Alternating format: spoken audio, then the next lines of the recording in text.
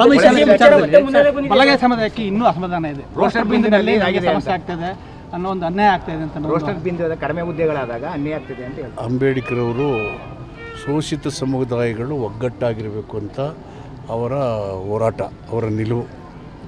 ಈ ಸಮುದಾಯಗಳು ಒಗ್ಗಟ್ಟಾಗಿರಬೇಕು ಅನ್ನೋದು ನಮ್ಮ ನಿಲುವು ಕೂಡ. ಒಳ ಮೀಸಲಾತಿ ಅನ್ನೋದು ಒಂದು ಪ್ರಯೋಗ. ಎಲ್ಲರಿಗೂ ಮೀಸಲಾತಿ ಸಿಗಬೇಕು. 101 ಕ್ಯಾಸ್ಟ್ ಬರ್ತಿದ್ದಾರೆ ಶೆಡ್ಯೂಲ್ ಕಾಸ್ಟ್ ಲಿಸ್ಟಲ್ಲಿ. ಇದು ಒಂದು collection group. Schedule caste is A group, it's A collection. ಆ ವರ್ಗಗಳಿಗೆ ಎಲ್ಲರಿಗೂ ಅನ್ಯಾಯ ರೀತಿಯಲ್ಲಿ ಇರತಕ್ಕಂಥ ಒಂದು ವ್ಯವಸ್ಥೆಯಲ್ಲಿ ಎಲ್ಲರಿಗೂ ಸಮಾಧಾನ ಆಗುವಂಥ ಸೂತ್ರ ಸರ್ಕಾರ ಮಾಡಿದೆ. ಇದನ್ನು ಎಲ್ಲರೂ ಸ್ವಾಗತ ಮಾಡಿದ್ದಾರೆ. ಎಲ್ಲ ಸಂತೋಷ ಇಲ್ಲಿ ಇರ್ಬೋದು, ಆದರೆ ನೋಬಡಿ ಸನ್ಯಾಪಿ. ಕಡಿಮೆ ಹುದ್ದೆಗಳಿದ್ದಾಗ ಅನ್ಯಾಯ ಆಗ್ತದೆ ಅಂತ ಬಿ ವರ್ಗಕ್ಕೆ ಆ ಪ್ರಶ್ನೆ ಬರೋದೇ ಇಲ್ಲ. 3 ಜನಕ್ಕೂ ಮೀಸಲಾತಿ ಅನ್ವಯ ಆದರೆ ಒಳ ಮೀಸಲಾತಿ ಇರುತ್ತೆ. ಕಡಿಮೆ ಬಂದಾಗ ಅವರಲ್ಲೇ ಸ್ಪರ್ಧೆ ಮಾಡಿಕೊಂಡು ಯಾರು ಪ್ರತಿಭೆಯಿಂದ ಬರ್ತಾರೋ ಅವ್ರು ಸಿಗುತ್ತೆ. ಎಸ್ ಸಿ ಜನರಲ್ ಮಾಡ್ತೀರಾ ಕಡಿಮೆ ಹುದ್ದೆ ಇದ್ದಾಗ? ಅದು ಹೇಳಿದ್ದೀವಲ್ಲ, ಕಾನೂನು ಮಾಡಿರೋದು ಹಾಗೆ.